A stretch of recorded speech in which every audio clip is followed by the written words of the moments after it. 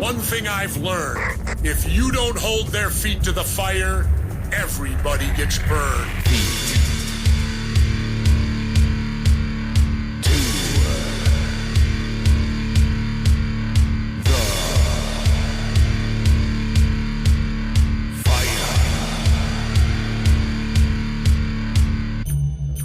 Hold on. Before you start waving around that freedom of speech thing, when you're in a crowded movie theater and you scream fire, you better be able to smell smoke. If you come on this radio show and you start saying incandescent things like that, you better have more behind you, pal, than just your thumb.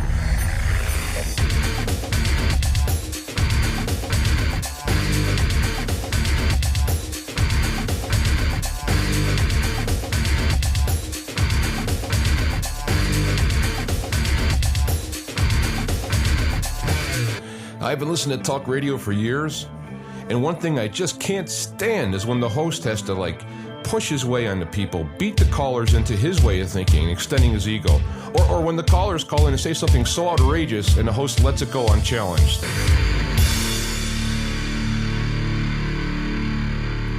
The sign you're on the road to truth is the lack of contradiction.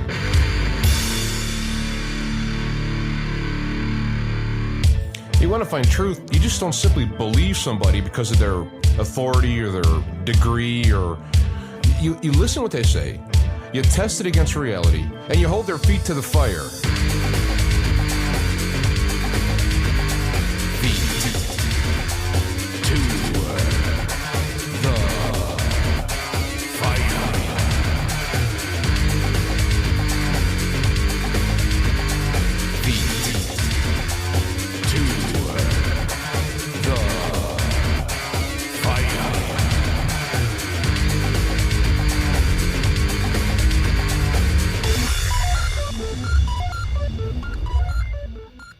All right, we're back and we're live. Feet to the fire. I'm your host, James Alfianchik, the Black Knight of Talk Radio. Live we are.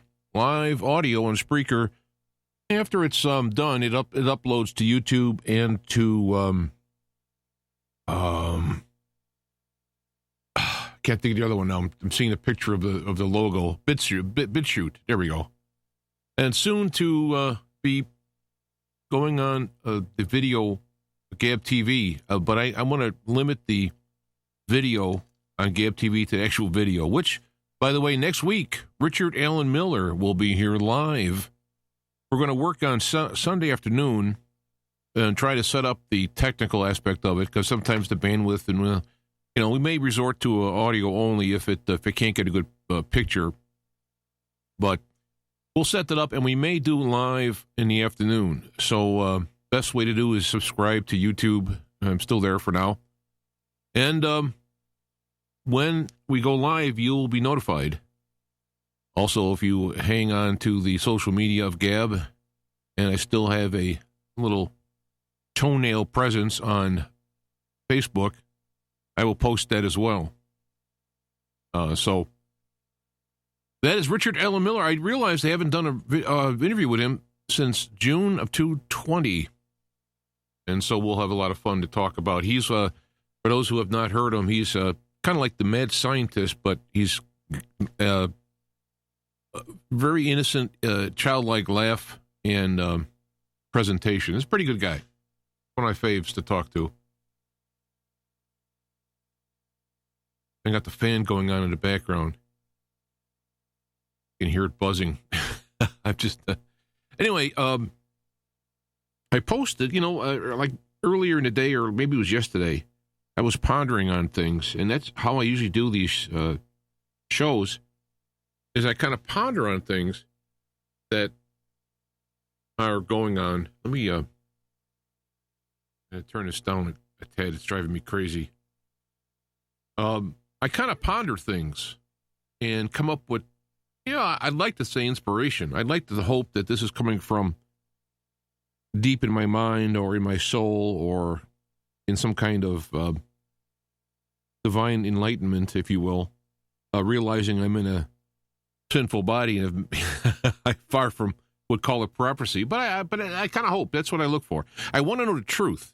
Years ago, I took a solemn oath that I wanted to know a prophecy, but I've come to learn that prophecy means basically truth. So when you want to have information, you want to have prophetic utterances, it's got into a kind of a combination from the ego to perhaps even dark side getting involved whenever you got that. But to me, prophecy is kind of humbling in that you can get like an underlining of the truth. You get an idea like, oh, I got to check here for something, and there's something there. Hey, what does this mean? I got to urge you to look this out, and you find something. That's the kind of stuff that I've been personally experienced with, and I am thankful for and follow. And today is one of those days, is because one of the things that bothers me, and it doesn't bother me like I'm mad or I'm leery or weary of it, is there's a lot of hope that's being put into the next elections and turning things over. And even though there really hasn't been anything, not a much done in terms of preventing the election from being altered or controlled or fixed or whatever, there's this kind of momentum. Yeah, Trump's going to come back or whoever and however. And I would want that to happen. Believe me, I'm not a naysayer, but I think we're in the end times. I mean, I'm in the 90 percentile, and I would like to be wrong. Of course, for going through that end time terribleness, there is return of Christ, the ending of this current system of learning the difference between good and evil and splitting it off into a separate realm so that we may go higher up in our abilities and so forth, both sides, and experience the next level of either good or evil without being intermingled. I mean, that's what I think the wheat and chaff is all about. They're separating it. And since the words have been given from a good potential, of course, it's going to be bad for those who don't go this way, who don't follow and lean on the teachings and the deliverance from Christ.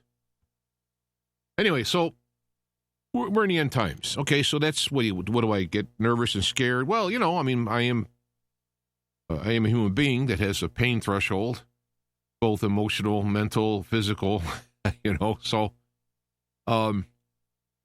but what happens is, rather than worry about it, the inspiration I get is some of the clues that are good. For example, in looking at Matthew and Mark, there is a quote from Jesus talking about these times, is where I say we are. For then there will be a great tribulation such as not occurred since the beginning of the world until now, nor ever will again. The ever will again is because God's going to intervene and stop this. So it's never going to happen again because it's the end of this scenario.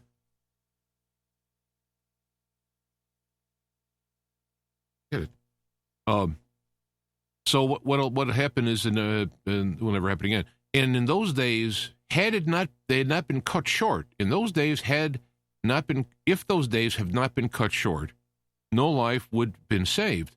But for the sake of the elect or the chosen or the people praying for deliverance, however you want to modify that into today's words, those days will be cut short. And so it won't go out until the end, which would be the loss of life. Here's another, Mark writes it down, for though in those days will be such a tribulation as has not occurred since the beginning of the creation which God created until now and never will again. And if the Lord had not shortened those days, no life would have been saved, but for the sake of the elect, again, it's that word, ecclesia, which chosen ones, or, I would put the people who are praying for deliverance in earnest, for whom he chose, he shortened those days. And we've been exhorted. I mean, Jesus said, I'm just off the top of my head, several verses where Jesus says, if they've persecuted the master, how about how much more the followers? So he's preparing us, those who are alive, and those who are sensitive to Jesus' teachings, both the spiritual spirit from the Spirit and from the, as I put it, the outside and the in, the reading coming in, the Spirit coming out. For those who have been being prepared for that, and you're alive today, you've been prepared for this moment.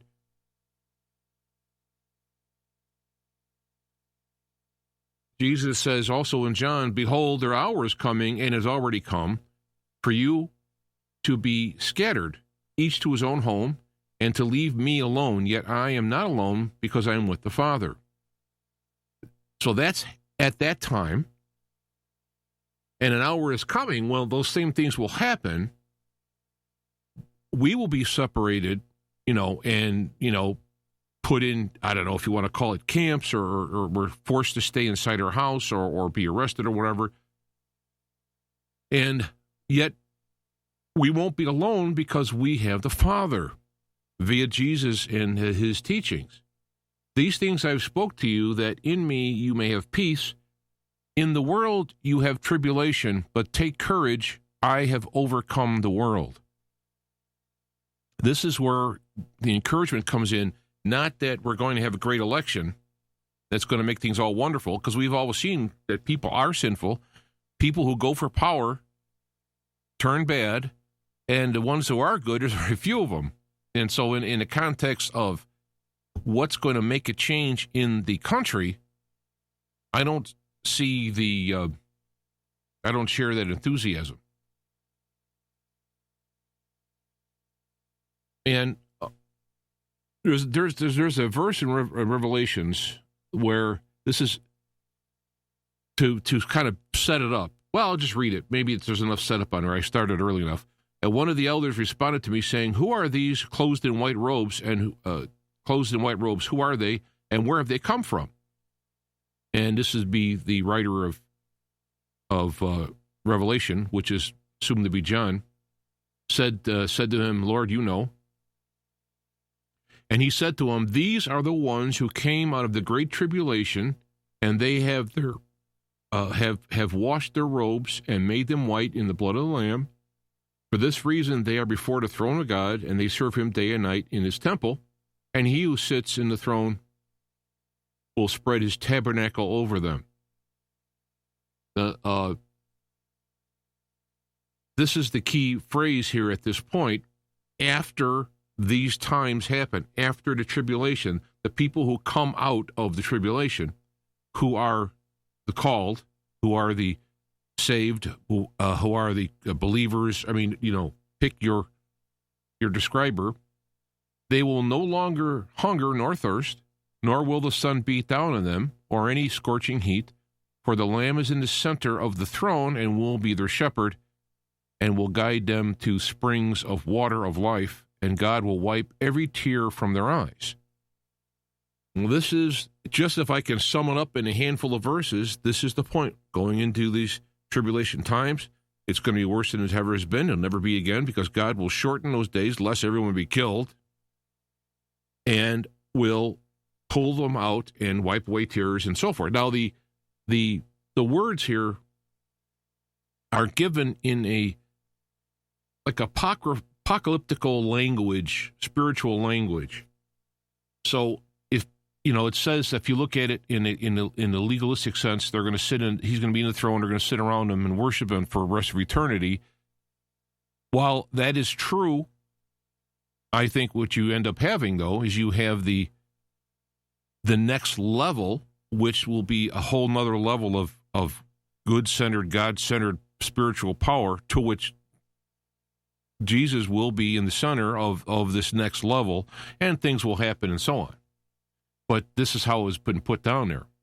Nonetheless, however you want to kind of interpret that, the straight-up bottom lines are clear, that we're not going to be affected by the problems of being alive on this dimension, on this earth. We are going to be going up to a different spiritual realm, which won't have the problems. You don't have to worry about getting nothing to eat. You don't have to worry about the weather. You don't have to worry about dangers and so forth. And all the bad stuff, all the pain and suffering from this physical life, from this level of existence, the tears will be wiped away. So this is what I'm looking at, and I would, what I would recommend, this is the approach to take, not taking stock in humans and mankind, which this is how we've got to where we are from those very reasons. If people we're following the principles of the Constitution, for example, and the principles of laid down from God, we wouldn't be in this problem, right? So the mechanism by which we are looking to be delivered from is what delivered us to where we are at.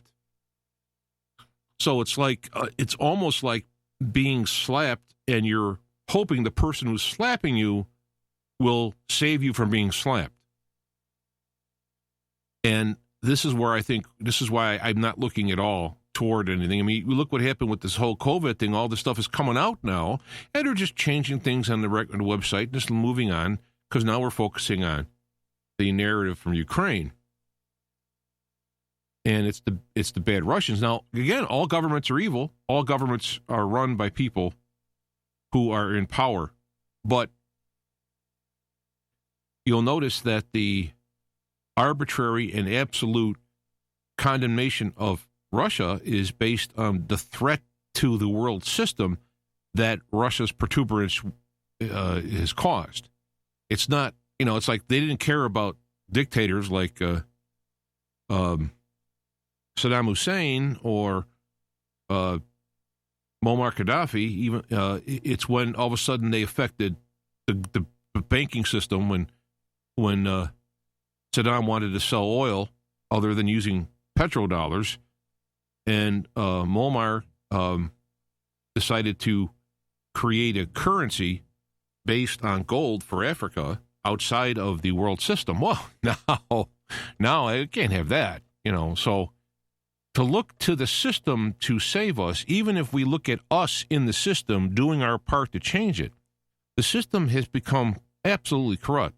There's nothing wrong with the constitutional system. In fact, over the years, has corrected itself. For example, in the beginning, it was people who voted were only those landowners. They wanted them because they had a stake in the system, and you had to be a male, not woman. You couldn't be a black African. You couldn't be a slave. You had So all these things have changed over the years. However, they've been manipulated by the system to actually make things worse. I mean, it's not that back in the days when the white man landowners voted, we had it good. That's not what I mean. The way I'm meaning is they've broadened and taken those good concepts of equality and so forth and used them and abused them in order to bring down the people who would stop the globalist system. And it's funny, everybody's using everybody in the global system. Whoever is the one at the top, there's groups, maybe a group, and they're going to end up deciding to have one, whether it's elected or they agree or whatever. But evil always needs to get to be in charge. And those who see this and they get to a certain point and relinquish control, they could be servants and be alive rather than fight to death. But the person who wants it all is going to fight, and there'll be many people who are going to die along the way as all those involved in the evil system start to fight each other and start to thin out, if you will. The person who is of ultimate evil running everything in the world, they're not, I can't read their mind. I don't know if they're saying, yes, I'm of ultimate evil. I don't know. Their goal is they think they can run things, and they want to run things to their way. And they are in a position both of power and intelligence and perhaps spiritual backing to be able to have these things happen. Now, God, it's another thing I want to mention this. God is not, in my opinion, God is not, I've heard people praying, well, God's in charge, God's will be done, and what's happening now is God's will. I don't agree with that. God is allowing it to happen because this is a system that was set up with a grid of rules and situations that, if followed, would make it very nice here, considering the limitations of matter. But if it doesn't follow, the principles aren't followed, it becomes pretty terrible. And that those are the choices. Remember, the choices of Adam and Eve, be it literal or figurative, is when they chose to eat the apple of the knowledge of good and evil, this is what we're seeing. We're getting an experiential knowledge. We're knowing the difference between good and evil. And for those who choose evil and continue to choose evil, they get a supposed bump. Things happen to them. They get money, fame, whatever, and then they'll see where it all leads them in destruction. Because evil will ultimately lead in destruction. There's no other choice because of the way it is. It doesn't create, it doesn't help, it doesn't add, it takes. And eventually the water runs dry and they die of thirst. I mean, using that metaphor. So this is what's happening now. So when I see, it's not that I don't want to vote, right? I don't want to see the things done. I'll do what I can. It's not my point, but to place my trust. What you're risking is a similar thing that happened to as they were called snowflakes, who placed their trust in the system and were told that Trump could not win, and he did, and he was like, he was made to be so bad by this propaganda that when they died, you're like, oh my God, the Antichrist is in charge. What are we going to do? And then it didn't happen. I mean, it didn't become Antichrist. In fact, things got better. And so over that 4-year time, no matter that, even though they kept on trying to assassinate him, his character, anyway, put him in prison. They're still trying to put him in prison. People who had some eyes open say, this is kind of, I see. So this is why when the last election they had to come up, pull out the big guns, the big computer guns, to assure that he wasn't reelected. And then, of course, what we got to see on there is we got to see the revealing. Remember, Revelation, Apocalypse means the revealing. It is showing us truth. We're seeing the corruption of the system.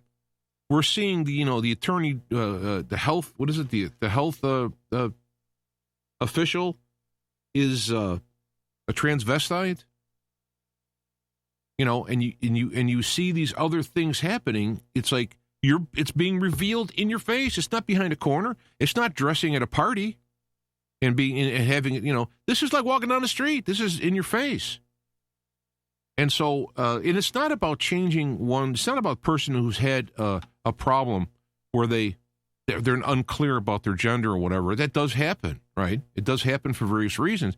This is perversion. This is someone. It's always, you notice it's almost always the guys who identify as a girl and they end up taking pills so they can have their own boobs, and yet they still keep the plumbing. If I can be a little bit gross, that tells you it's perversion. It's not real. It's not genuine. There's not been a problem, and they need to be fixed. It's perversion. And this is, we're in the government. What else do you need to see? Well, we'll put good people in there. Well, there were good people in there, we were told, and they helped to get rid of Trump and maintain him behind the scenes. The McTraders, McCarthy, and McConnell are an example, and so forth. So there's not a lot of people left in the government that are doing the good thing. I mean, there are. You see them, actually, you see most of them on Gap because they've been tossed off the other ones. So you do see it, and I want to support it, and I maintain that we have to make a stand for good, whatever that means. In our context of where we're at, we have to have the light on the hill, not under the basket, all those things Jesus said. We have to do that now, specifically now. Now, God is calling us to be a witness. Witness is threefold. You see it with your eyes, right? You actually live it out and be a witness by its action, right? So that you can also be a witness by speaking of the truth and of reality.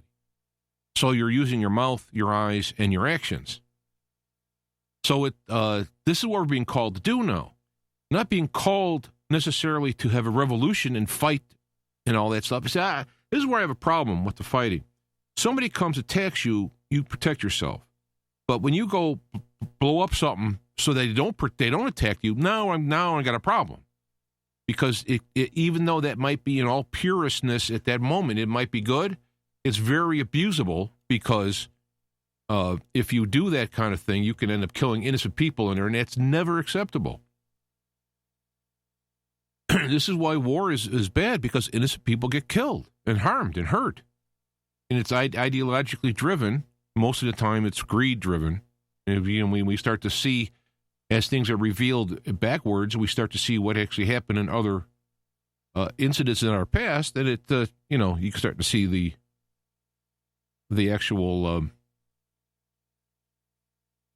the fleshiness, if I can use the Bible. It's a very good term the Bible says, when the flesh. And it means that when you're alive on 3D Earth in the physical body, there are certain things that in the physical one could focus on because of the nearness to the results. I mean, lust of the flesh, whatever. Also, when you have money, you can then buy things and have a better physical, pampered life.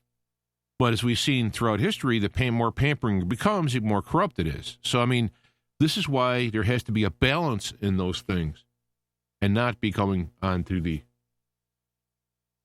So I wanted to mention, I'm not going to go through it now because it'd be too long, and perhaps I've done this in the past when I was actually teaching in Sunday school. Some of my theology has changed since then, but the basics haven't. I've actually gotten more understanding and deeper into it and less involved with doctrinal stuff of the church. But when someone says, well, what do I need? What is the state of mind to be in? Jesus, of course, great teachings, but and the Sermon on the Mount being a great thing, but the Beatitudes are a great description, like a living description of someone from various perspectives. Each one of the Beatitudes is a different perspective looking at a person who has the right worldview, spiritually speaking. I mean, from God's perspective, this is the kind of way. And as Jesus mentioned these, he focuses in on certain perspectives. And I can read them. I'll read them, but I'm only going to do one in particular, trying to keep it down in length. But blessed are the poor in spirit, for theirs is the kingdom of heaven. Blessed are those who mourn, for they will be comforted. Blessed are the gentle. Now, for these first parts are the descriptor, the view of God at the person.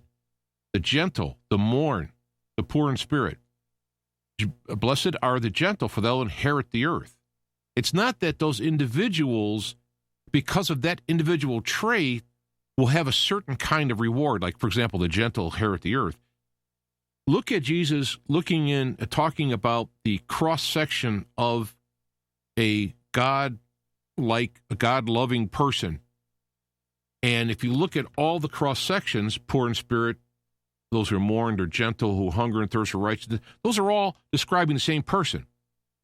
And the results, all those results are going to be the results from all of them.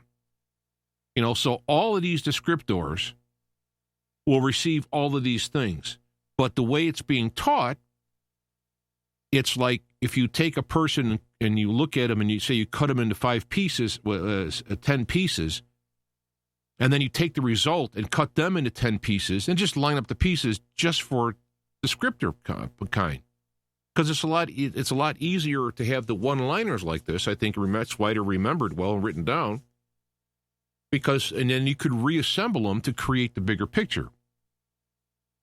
So blessed are those who hunger and thirst for righteousness, for they shall be satisfied. Playing on the word hunger and thirst. You'll hunger for and thirst. Hungry and thirst being probably the strongest physical, most basic physical type of things. If you're hungry and thirsting to that level of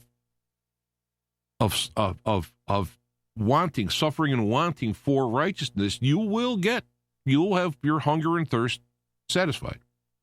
Blessed are the merciful, for they will receive mercy. Again, going back to Jesus' teachings, as you do, so it will happen to you. Blessed are the poor in heart, for they will see God. Blessed are those who are poor in heart, those who will lie, those who are honest. You will see God because he is honest. If you want the truth, The truth will set you free, and when you see the truth, it's God. Blessed are the pacemakers, for they will keep the heart beating. Sorry. Blessed are the peacemakers, for they will be called sons of God. Those who seek peace are God's children. Blessed are those who have been persecuted for the sake of righteousness, for there is the kingdom of heaven. Now, let me just do this one. I mean, this is a great thing. I mean, there's so many stuff in here that's simply put. But let me just take the first one. Blessed are the poor in spirit. When I take a peek into the Greek and start to use kind of like more descriptors rather than one word, because I understand that's the way you got to do when you're translating. The first part, blessed are. Blessed, that idea of being blessed, it's being admired. Hey, you're lucky. You have it. You have the treasure. You're rich, And so someone who'll look at somebody, and however their look is, if they look at wealth, they'll see this guy has wealth. If they look for happiness, they'll see this person has happiness. And they'll be envied because they have what they want. It's not that you have to have those people who are envying in order to get this word, but it's that state of having the riches, having the blessings, having having that wholeness. Okay, and this word appears in every single one of these. The lucky ones, the blessed ones, the people who have the treasure, they are poor in the spirit. Looking at the word poor, it's kind of like this destitute, spiritually poor. I'm reading from the Strong's Greek, poor, destitute, spiritually poor, either in a good sense, humble, devout, etc. So the idea is that when you say poor in spirit, the spirit is the pneumatic, which is like the inspiration. So let's just say if I was going to translate this, I would say the poor in spirit would be more of a humble in their inspiration, non-haughtiness. It's like I'm getting inspiration from the Spirit of God, and I am really. It shows how not qualified I am, and yet it is wonderful to receive it. So you're humble in that inspiration. So the person really who has the treasure is the one who's humbled and realizes they're lacking when receiving this inspiration from God. For the result is them getting this inspiration and acting on it and having that attitude is they're humbled or unworthy of it, but their result will be they will be in the royalty or in the rule or in the realm of the kingdom of heavens, which is actually the word. It has to do with sky. How I would say is the realm that we're coming to. The kingdom of heaven is this realm in the higher dimensional. The higher the next step up. So the people who have the treasure or blessings are the ones who are humble and realize their unworthiness of receiving this. They didn't earn this because they're great people, right? You realize I'm not great, and yet I'm getting this inspiration from God. And the reward for having this kind of attitude, which is why you're blessed, because you're going to be heirs in the kingdom of heaven. You're going to actually be the people, the royalty, if you will, in this next incarnation. And it's really amazing kind of to see this, because you could say like, hey, we're cool because we're going to be rulers and king in the new kingdom. Well, you've missed the poor in spirit right there. So right off the bat, someone who's going to look look at the rewards in heaven of being involved in this kingdom as being like, cool, I'm going to be in charge of stuff, you're totally not, you missed it. You're not what is being said here. When you have this idea of the blessing being this treasure or being this thing swatted by people, it's like, oh, he's lucky. Oh, man. It's because of the realization of the inspiration coming is not something that you're doing. At best, the credit you can take is you're allowing it to come and adhering to it, and even that, you're needing help from God on this. Well, it's like, well, gee, then we're just a piece of crap then, you know. It's not. It's so important because of the ego and the flesh of the physical flesh is so important to keep in context that your body, your ego wants to be special. It wants to be cool. And the devil just goes like well, you're cool because you'll do this thing. You'll be a rock star. You'll have a bunch of money. You'll have girls or guys or whatever. These are the fleshly things that are perverting away what the real benefits are from being blessed and humble of the inspiration, because you're going to be in the next level of kingdom of heaven that's coming. You'll be part of. You'll be a citizen. It's really hard to pick a word. I mean, God bless the people doing these translations, because I could talk around in circles trying to put all the stuff in there. And that's why I wish I knew classical Greek intimately, because you could appreciate these things in and of yourself by just simply understanding the word and its meanings rather than coming up with 30 words to describe it. But I think it's important to understand it, because Jesus is saying, rather than considering yourself fortunate because you're arrogant of the inspiration you've gotten and you're going to be cool in the kingdom, the real blessing is the person who realizes how much God has bent over to reach us. And he wants to. It's not that it's like, well, okay, geez, I got to deal with this guy over here. But this is the kind of one. So I don't sit down and like cry and go, God, I'm so unworthy. I mean, I am. But God's like, okay, I understand that. Let's move on. But you have to keep that concept in check, so that once you have built up this, you're rebuilding yourself toward a spiritual base of God's, you're being reborn, if you will, into the right kind of human being, which can actually happen to its entirety here because of the corruption that's happened. But you can make your way toward that, so when you flip over to the other side, now you're cooking with gas. Now you can really get going. So this is why the person is blessed, because when they die and go into that spiritual opening to now, hey, there's no flesh anymore. It's just the real deal here. And you're like, okay, let's go. I'm ready. Instead of going, oh man, because the way I read it is the person who's fleshly based will be scared. They'll want to turn away. I mean, when this happens, you're going to have people calling out to the mountains to have them fall on them to keep them from the Son of Man.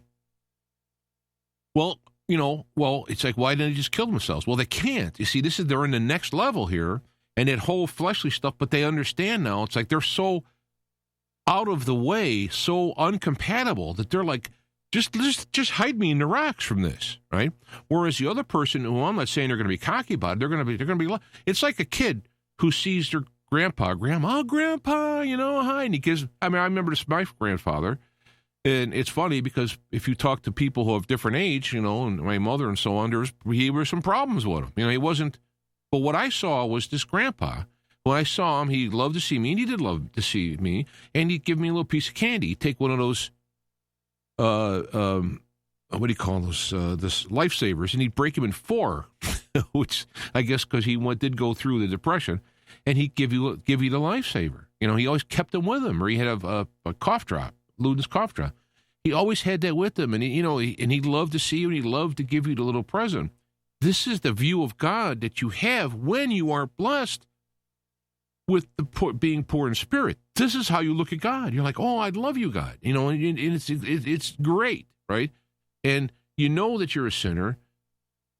God has forgiven the sins, but the contingency is that forgiving as we forgive, and also you continue going onward. You don't keep doing it. This is where the problem comes in. This is where illness comes in, depending on what, or legal problems. This is where it happens, depending on what that is. So when you when I actually read these Beatitudes, this is the stuff should be everywhere. Jesus came here. Basically, the way I put it is, Jesus came here to teach you through the flesh, through the eyes and ears, through experience. It's like Jesus is teaching from the outside in, and the Holy Spirit is working from the inside out. So Jesus came here, sent the Comforter to work from the inside out. And we have what Jesus talked about. It's been preserved. Enough of it has anyway. And the Spirit works from within. And by following these principles, and you have to work on the brain and the fleshly part of your body to go along with it. Paul talks about stuff. He wrestles with his body and makes it a slave and all this. Yeah, okay. I mean, he used metaphors for people who are striving in the Olympics or what have you. You do all these things to control your body, and yet you are all physical and no spiritual. You should control your body to go along with the spiritual. So this is the kind of thing, when you look at it, let's see if I can do, let me just look at one more while I got it here. Blessed are those mourning, for they will be comforted. The idea here is, and I've done this before, so I notice kind of, but I'm refreshing it. To mourn, lament, feel guilt, to grieve. The reward that these people have, the blessings they have, the honor and blessings they have, is from the fact that they mourn that they're not, that they have this sin in their body that they strive against to control. You have it there, and it comes up, and you control, and you mourn the fact that you have it there. It's like, I didn't want to think that. Now, you didn't do it. Good. You see, you're wrestling against that physical aspect in your body, your brain. You're saying, no, I'm not going to have it come out. I'm going to cut it off, and I'm not going to have it go out into reality. I'm not going to consummate it, if you will, whether it be literal or physical, ideological or whatever, in there. So you mourn having these problems, and you look forward to the time when they will be comforted, to call near, to invite, invoke. So it's like, all right, you're having problems. You're mourning this sin, the desires, or the people can have the sin of omission in that they feel that they're worthless or they're nothing. They have a low self-esteem. That's the opposite of being arrogant. It's still causing you harm, and that realize that whatever the problem is, it will be healed and comforted as you pass through into the other side. Your death will be freeing you, not death at your own hands. I don't want anybody to read, start getting kooky and reading stuff in here. It's that as you live your life and follow these principles that Jesus taught you, and when you self-examine, you see how you're have not measured up in its entirety. But look at you, you're not doing it, you're not acting upon it, you're saying it's I reject it or whatever, and you're mourning about it, and then someday it's not going to be there anymore. Whatever it is, it won't be there as you're brought to the other side. And I could go through all of these. I probably will, maybe I'll just do that in another show. But the context that I'm looking at here is we're coming into the area where it's going to get tough. And for those who have followed the Beatitudes over time, you're going to be in a better spiritual position. The good news is you can call out to God at any time, and God will pick up the slack. This is why when someone, when those people were getting the parable about being paid to work in the fields, somebody got paid, worked in the field from the first hour, other ones worked in the field from the last hour. They all got paid the same, and they're going, hey, wait a minute, I worked here all day. He goes, hey, what? We had an agreement, and you were paid. Take your money.